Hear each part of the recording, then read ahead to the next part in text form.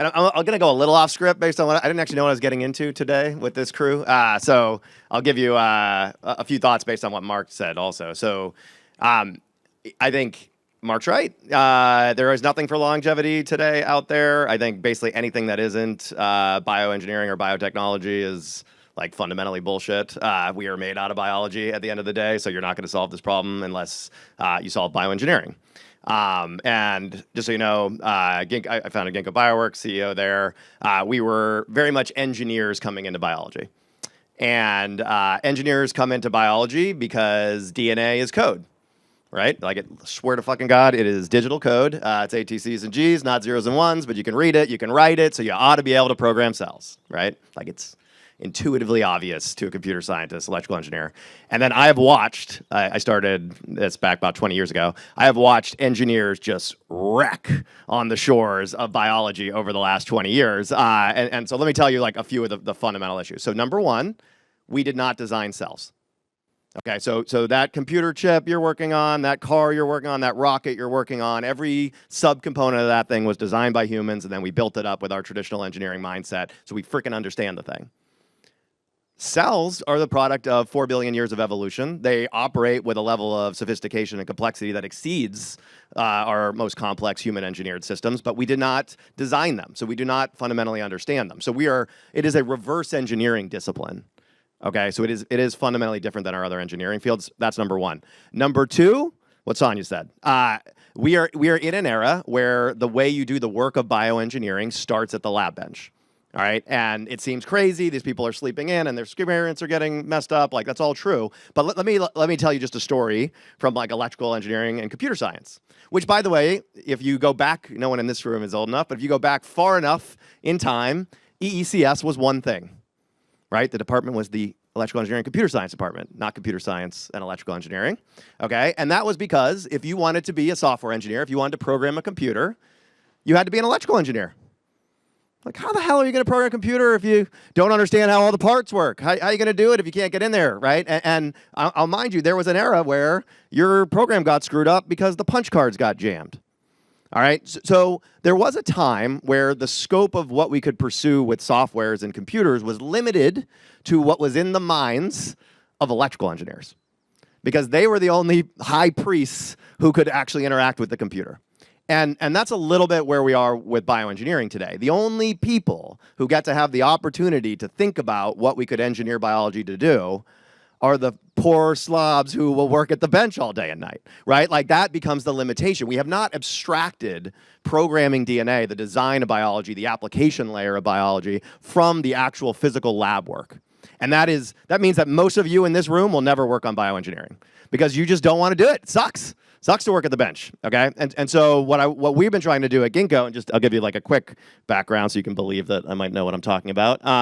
We were the first biotech at YC back in 2014, right when Sam Altman took over. He wanted to move YC out of just software, and so he wrote a blog post, and I was like, hey, thanks for writing this fucking blog post. Like, it's like an oasis in the desert because we were this like engineering first bio company. We couldn't raise any money from biotech VCs, and everyone wanted you to make a drug, and we're like, we want to make AWS for biotech. We want to bring in robots, and it made no sense. So there is absolutely like a capital markets problem in biotech because all the money in biotech is associated with drugs.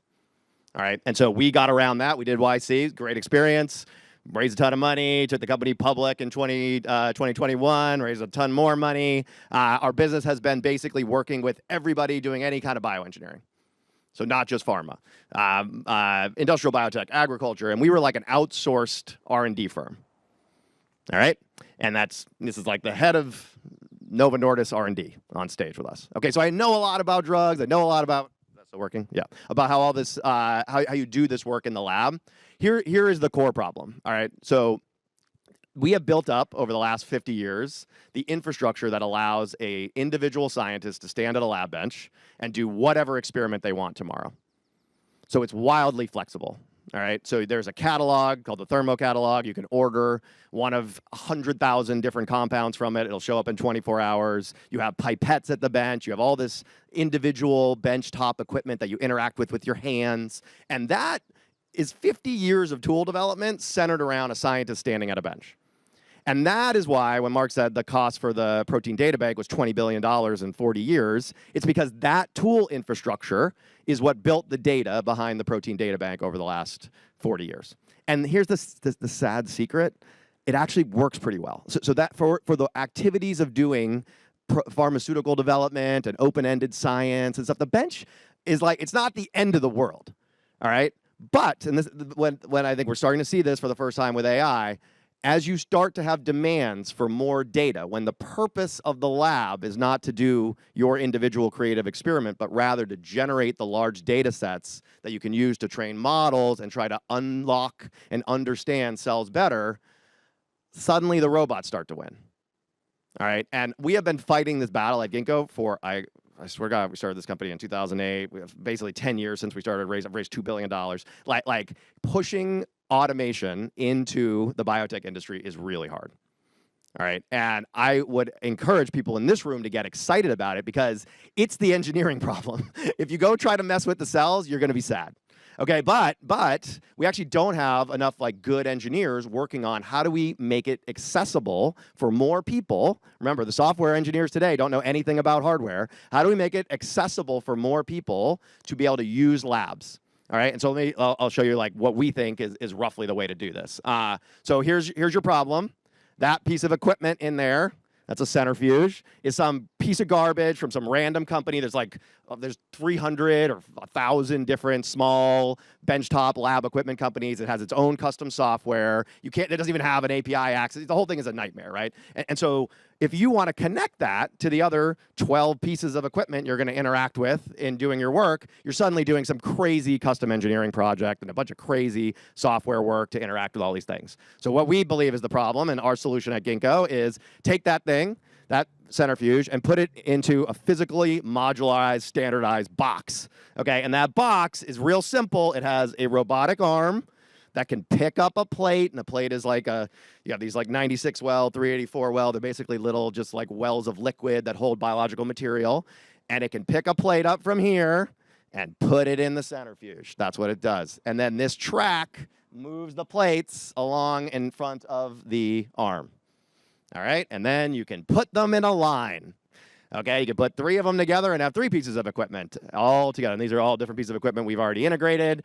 And you can set them up for a happy hour if you're at a conference in about 5 hours. And you can put 25 of them together in our BSL-2 lab in Boston. And then this whole thing runs on one software layer. So you, as a person who wants to program it, no longer have to engage with the individual software of each piece of equipment. You can just write this, you can control this lab with a traditional kind of software API layer. And we're actually going to have our MCP server out this month. I think it'll be the first like really broad AI controllable lab. This is running in Boston, by the way. So if you wanted to submit work to this thing, it would run for you.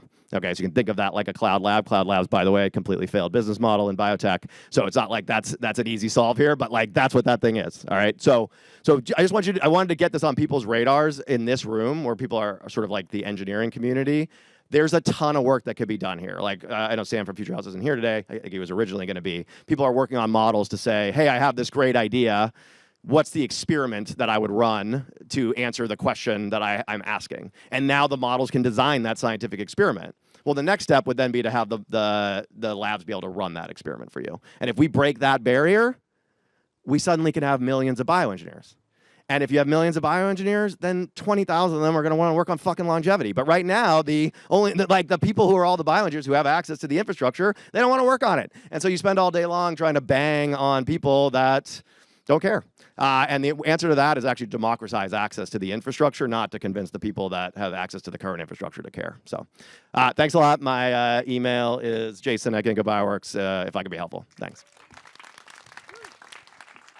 Sam is speaking tomorrow morning. Oh, good. Okay, great. Yeah, so you'll hear, yeah, check out his stuff. Like that makes basically accessing science very accessible for many more people. Yeah. Yeah. Do we have 8 questions? All right. Well, you'll be here all day, and Yep. you'll actually be having In the back of it. Oh yeah, shout it out, project it out. How fast are you planning to scale to what level? Can we solve aging in 10 years or less? I mean, can we solve aging in 10 years or less? How fast will it scale? I mean, I think it's ultimately up to the people that work on it, right? You know, like so from my standpoint, my basic pitch would be you won't solve aging without bioengineering, and bioengineering today doesn't work. And so you actually have to solve that problem to solve aging.